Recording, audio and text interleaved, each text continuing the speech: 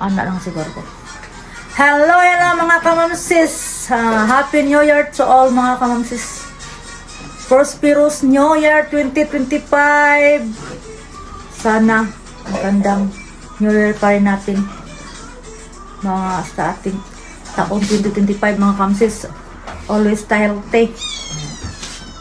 Mga kamamsis, iba-iba lang to. Mayroong bangus, mayroong pork ribs, saka day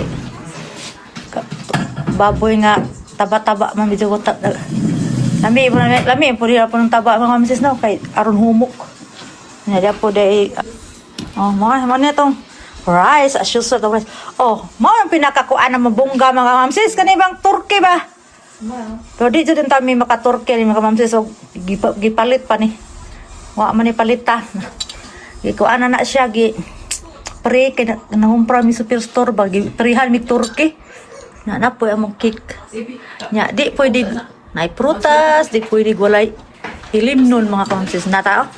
Happy New Year 2025 nya ating tambas kagid dapat tayo tambas kagid mga kamsis paborito sa akong anak saka po pan nga bilog-bilog ko na kahit tradisyon makani new tradisyon makani mga naipabilog-bilog ada po pang pahaba sa buhay spaghetti pababa spaghetti pataas saka itong blueberries nga saka ito strawberry strawberry naman grapes pala saka melon pala na limon kahit ano naman sis saka itong suha saka may mga octopus din man ngating paswit-swit ambot tamis to ngipon yung katapat ito tapat ngipon yan ang ampay ni ngipon mga kamamsis ngipin saka ito mayroon tayo bawang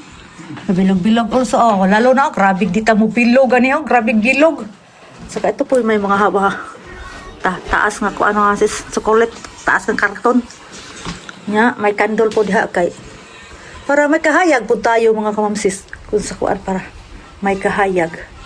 Yan. Ang ato din ko nakalimtan man nato. Kalimutan natin ang ating pinakakuan pinakakuan nga tradisyon mga mamsis. Ang ating ibilog-bilog nga itlog. Saka mayroong dalar-dalar dyan. Pero dito aho mga kamamsis. Sa kuring anak sarot. Ipauli niya. Why kwartas mamsi mga mamsis? Why kwarta? Kay why kas? Sana all why kas? Nya mo that's all mga mamsis muna na ready for mamayang alas 12 pagsalubong sa bagong taon mga kamamsis. Ito na. That's it. Napay pa bulak-bulak dyan. Mahal-mahal yata siyang bulak. Pila po ng bulak. Kaduha ko nung papalit ng bulak. Pasko, New Year mga kamsis. Yan. Maghubog ka ta. Kung sa kaha. Malihian po taghubog mga kamsis. Yan.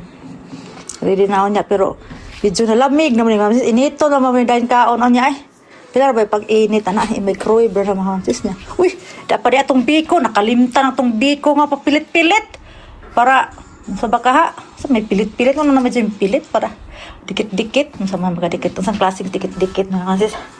Ya, mau na di natin ista-ista po kunuta kaya di lang ta manok-manok or ka tinuod ba kay pero mga uban mga Chinese no magmanok man para taas ang lipad pero pwede naman siguro magmanok po pindi ra siguro how we handle that kay napoy uban kay kakatuka ako ng manok pero pwede naman purog manok kay taas pug lipad para daghang tagma lupadan daghang tag-atuan how we pindi pwede ra siguro last year kay nagmanok mami dito sa Pilipinas na nagsukstugo ato ka testingan ni kaon ng Turkey mamaya pa paman nya na kuno biyon sa man dugaya pa kaya pa dugaya pa mga mamsis grabe kinuwatay di man yan ang aming handa for today for mamaya mga kamamsis